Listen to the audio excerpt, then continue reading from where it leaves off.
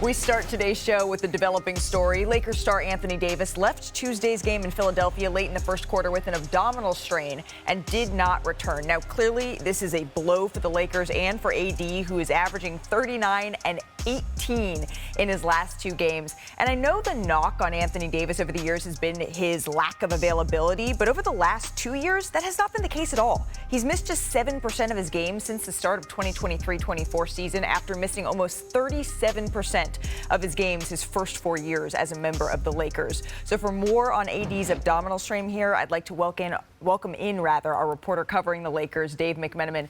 Dave, how long could AD be sidelined for? Yeah, Malika, he suffered this injury in the first half against Philadelphia, reaching back for a rebound, overextended, and ended up bothering his lower abdominal.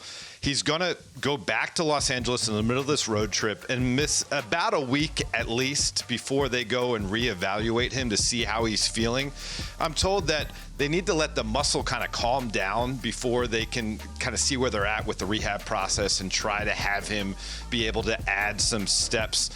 The good thing is there's been a sense of relief with the sources that I've checked in with today that this is not going to be a major or long-term injury for Anthony Davis. And the silver lining is he's been dealing with plantar fasciitis in his left foot and also a bit of some discomfort in his right calf. So this gives him time to rest all of those injuries in the time that he's going to be out. Okay, so we will continue to monitor this, but at least a week here for Anthony Davis. Dave, thank you so very much. Meanwhile, the Lakers, they've been almost 7 points per 100 possessions better with AD on the floor than when he's been off this season.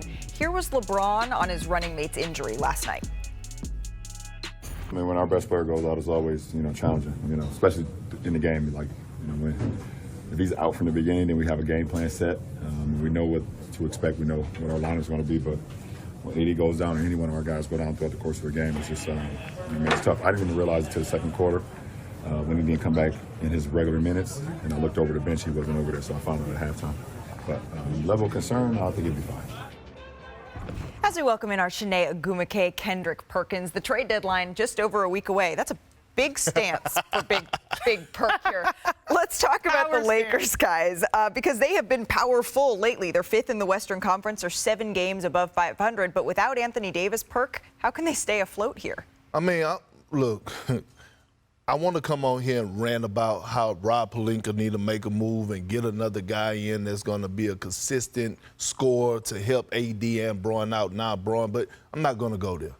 Now it's on JJ Redick to get into his bag, right? He's been doing a hell of a job, but now he has to level up even more when you're missing your arguably best player, because you can't rely on a 40-year-old LeBron James. It's unfair to him.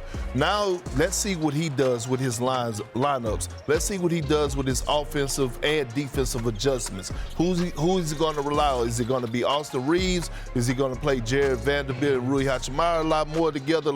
I need to see more from JJ, and I know it's his first year, but damn it, he has set the standard. It's he time, set the bar. I agree. It's time for the coach to be creative. I think that they're going to get, all of us are going to get a really good look at what the Lakers players can do without Anthony Davis, and he's been doing the most. He's the only player in the NBA to average 25 points per game, or at least 25 points, and 2 blocks. So he's doing it on both ends, which means coaches have to be creative in how they approach missing that. We saw them without that rim protection yesterday. Sixers had a field day, particularly Tyrese Maxey. But overall, I mean, it's talking not just about defense, but the number is he's averaging 75.7 touches this season. Someone else is going to carry that load. We know LeBron James is capable, but now they're going to be able to see everyone else who can step up. Normally, we hear LeBron James at the trade deadline saying we need more. You finally heard AD. Maybe this will show we do need to listen to his demand. They could slip drastically if they are not careful and they're not able to make those adjustments. But in that week, we're also going to see, as you mentioned, Perk, the trade deadline come here. Do you think that this puts a magnifying glass maybe on the Lakers' need to make a move? Does it make it more urgent?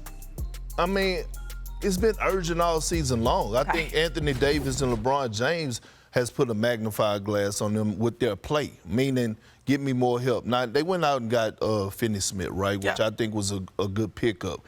But you need a great pickup. Because, Malika, you just said it's a 2-game separation from them falling back into the play. But, okay, I have a question, Perk. Is a great pickup a bigger player, or is it just more so a piece that will put them towards that direction? Why it can't be pieces? Oh! I what I'm see saying? pieces. Like, why it can't be multiple pieces? Why it just got to be one? Again, why you can't go out and get a Colin Sexton and Kessler Walker? I like the way you what I said mean? that. Pieces. Yeah, Why pieces. can't Walker, there be Kessler? Pieces.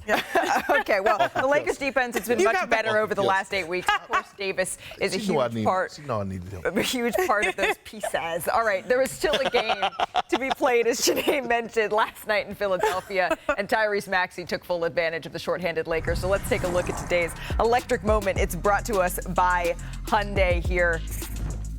Tyrese Maxey was just, his fingerprints were all over this one, Chiney. Yeah, I mean, when you do, first of all, when you give him that, all right, you're giving him something that he's growing at, and he's now confident. But the problem is this is his bag. I'm assuming it's right here.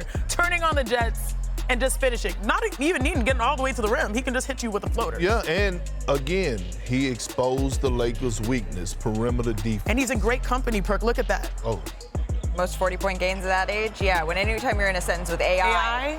AI, yeah. In Philadelphia. Huge night for Tyrese Maxey. And Philadelphia rolls in this one. And then this was a sweet moment after the game. Despite the loss, LeBron met up with Allen Iverson's mama.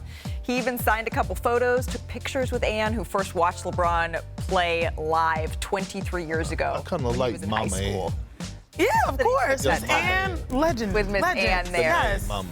Oh, you like the name Mama Ann? news, I like that. Guys, before the show began today, Hawks forward Jalen Johnson will undergo season-ending surgery to repair a shoulder injury. That's what sources are telling ESPN. Just a huge blow for the Hawks. Johnson has averaged a career-high 19 points, 10 rebounds, 5 assists this season. So no Jalen Johnson last night for the Hawks as they hosted the Rockets. Both teams on the back end here of back-to-backs. We're going to pick this one up in the second quarter. Is this you hear that? off? Cleared. Yes.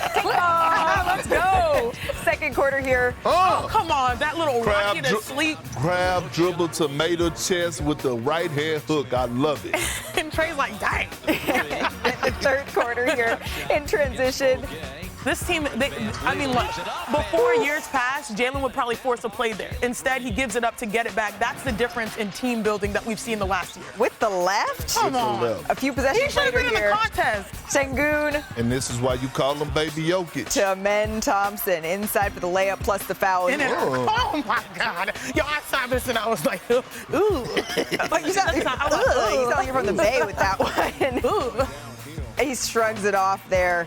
And then right here, Fred VanVleet, little spin move, kicks it back over to Jalen Green, ahead to Thompson. The ball movement here, and Sengun throws it down.